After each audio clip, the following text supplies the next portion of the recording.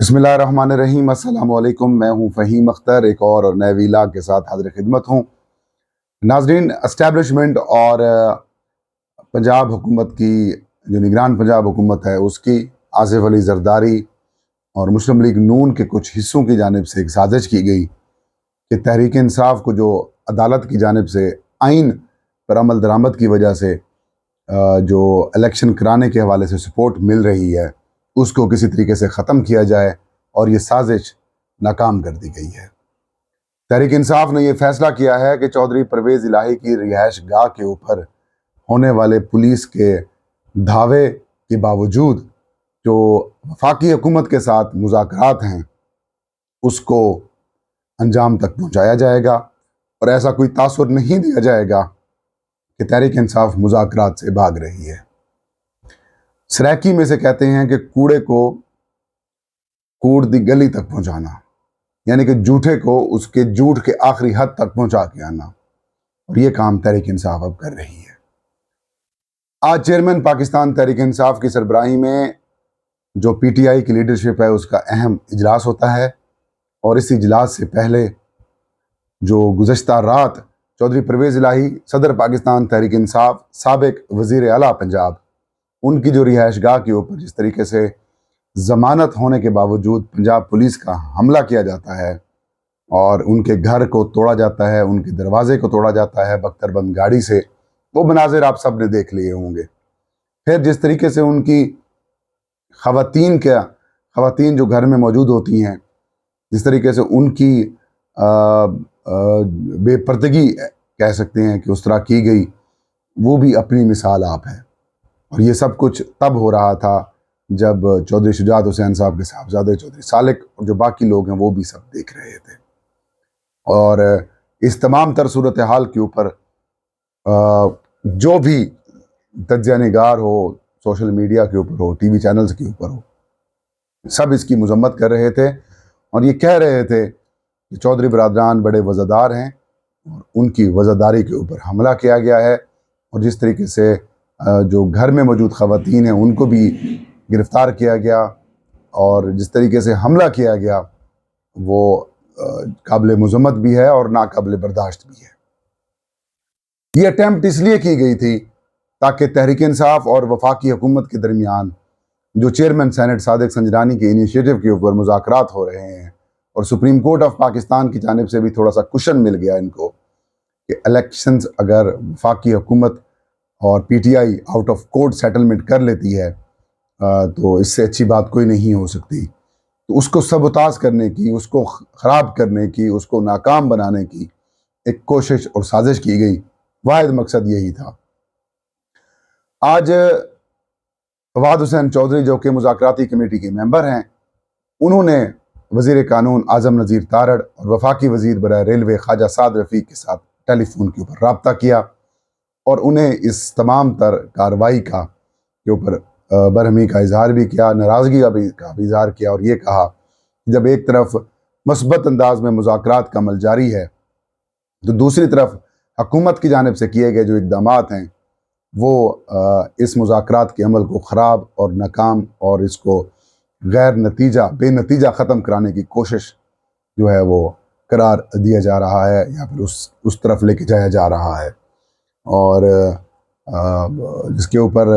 आज़म नज़ीर तारड़ और साद रफ़ीक की जानिब से कहा गया कि इस सारे मामले को हम देखते हैं और मुज़ाकरात के अमल को जारी रखने के ऊपर उन्होंने कहा कि मुज़ाकरात किसी तरीके से भी तात्तुल का शिकार नहीं होने चाहिए। फिर इसके बाद हुकूमती मुज़ाकराती कमेटी के जो सरबराह हैं सेनेटर इसहाक डार वफाकी वज़ीर ख़जाना हैं, इन्होंने फिर शाह महमूद कुरैशी जो कि पीटीआई की मुज़ाकराती कमेटी को लीड कर रहे हैं उनके साथ रब्ता किया और इस रब्ते के अंदर दो प्रेस रिलीज़ेस आई। पहली प्रेस रिलीज़ जो आई वो तहरीक इंसाफ की जानिब से आई और उसमें उन्होंने कहा कि इसहाक डार ने इसकी सख्त अल्फाज में मज़म्मत भी की है और ये कहा है कि जो परवेज़ इलाही के घर के ऊपर हमला हुआ है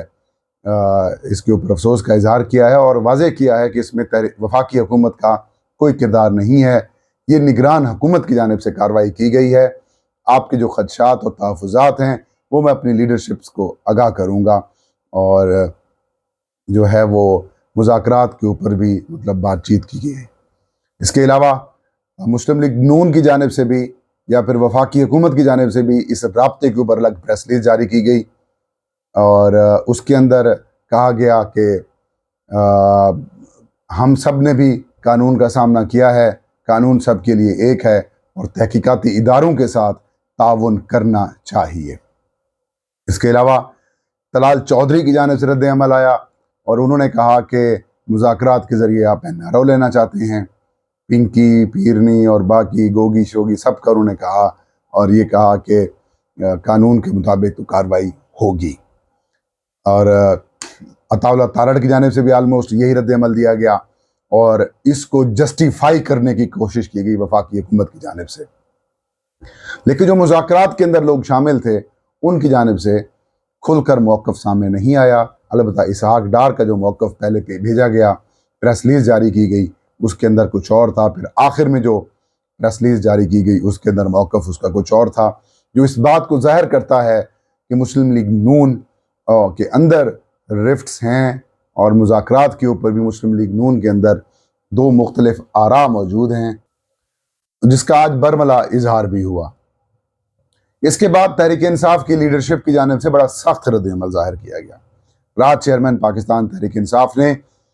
پرویز الہی صاحب کے گھر کے اوپر ہونے والی اس کارروائی کے اوپر کہا کہ بس بہت ہو گیا، کل میں قوم کو لاہے عمل دوں گا، اور کہ اس جمہوریت کے بربادی آئین کی جو پاسداری نہیں کی جا رہی، اس کے خلاف کیسے سٹینڈ کرنا ہے وہ میں بتاؤں گا۔ اس کے بعد تحریک انصاف کی لیڈرشپ کا اجلاس ہوتا ہے۔ اس اجلاس کے بعد یہ بتایا جاتا ہے کہ تحریک انصاف جو ہے وہ وفاقی حکومت کے ساتھ مذاکرات جاری رکھے گی، اور جو کوشش کی جا رہی ہے کہ مذاکرات سبوتاژ کیے جائیں، اور سپریم کورٹ آف پاکستان میں یہ موقف وفاقی حکومت سامنے رکھے کہ ہم نے مذاکرات کی کوشش کی لیکن پی ٹی آئی مذاکرات سے بھاگ گئی۔ انہوں نے کہا کہ ہم اس چیز کا تاثر ہرگز نہیں دینا چاہتے۔ یہ ایک بڑا وائز قسم کا ڈیسیجن ہے، اور اس ڈیسیجن کے ذریعے جو رات والی سازش ہوئی ہے اس کو انہوں نے ناکام بنا دیا، اور جو اٹیمپٹ کی گئی تھی کہ اس مذاکراتی عمل کو ختم کیا جائے اور سپریم کورٹ آف پاکستان کے اندر یہ رپورٹ پیش کر دی جائے کہ دیکھیں ہم نے جو مذاکرات کی کوشش کی ہے لیکن پی ٹی آئی والے بھاگ گئے ہیں، اس اٹیمپٹ کو بھی ناکام بنا دیا گیا ہے۔ اس ساری سازش کے پیچھے کون ہے سب کو پتہ ہے، میں نے اپنے انٹرو میں بھی بتا دیا۔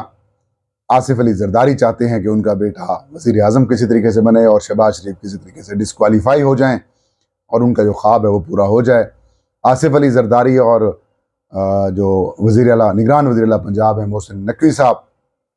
ان کا کنیکشن سب کو پتہ ہے۔ کئی جگہوں کے اوپر وہ کہتے ہیں کہ یہ میرا بیٹا ہے، اور ان کے ذریعے یہ سارے معاملہ کیا گیا اور غیر قانونی انداز میں کیا گیا۔ ٹارگٹ کیا گیا پرویز الہی کو، کیونکہ وہ پی ٹی آئی کی مرکزی صدر ہیں، اور وہ پھر مونس الہی اور جس طریقے سے محسن نقوی کی گڑبڑ بھی ہے، پرویز الہی اور محسن نقوی کی گڑبڑ ہے، تو اس کا فائدہ بھی جائے گا اور کہیں گے کہ دیکھیں وہ اس رفٹ کے اندر سارا معاملہ ہوا ہے۔ لیکن ایک چیز جو گفتگو ہوئی ہے اسحاق ڈار اور شاہ محمود قریشی کی اور فواد حسین چودھری اور اعظم نذیر تارڑ اور خواجہ سعد رفیق کے درمیان، تو اس میں انہوں نے کہا کہ اس میں حکومت کا کوئی ہاتھ نہیں ہے، اس میں حکومت شامل نہیں ہے۔ اس کا مطلب یہ ہوا کہ کوئی اور قوتیں ہیں جو اس مذاکراتی عمل کو ناکام بنانا چاہتی ہیں اور اس مذاکراتی عمل کے ذریعے اپنے مقاصد حاصل کرنا چاہتے ہیں، تو وہ کچھ ایسی گیم نظر آ رہی ہے۔ اب مسلم لیگ نون کے اندر بھی ڈویژن ہے۔ اب ڈویژن کیا ہے وہ سب جانتے ہیں کہ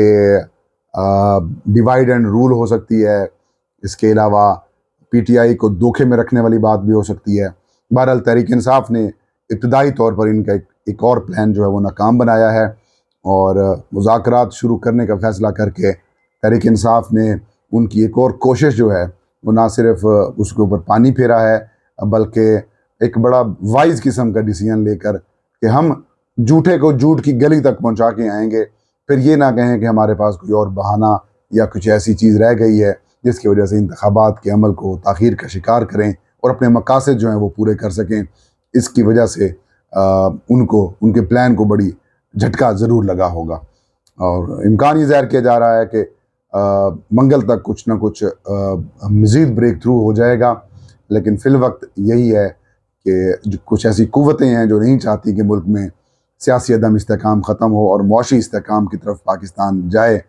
وہ ایک اور کوشش بھی کر سکتے ہیں. اور منیزہ جہانگیر کا ایک ٹویٹ تھا، وہ کہہ رہی تھیں کہ پرویز الہی کے بعد اب اگلا ٹارگٹ عمران خان ہو سکتے ہیں. اللہ خیر کرے. یہ تھا آج کا ویلاگ. مجھے اجازت دیجیے. اللہ ہم سب کا حامی ناصر ہو.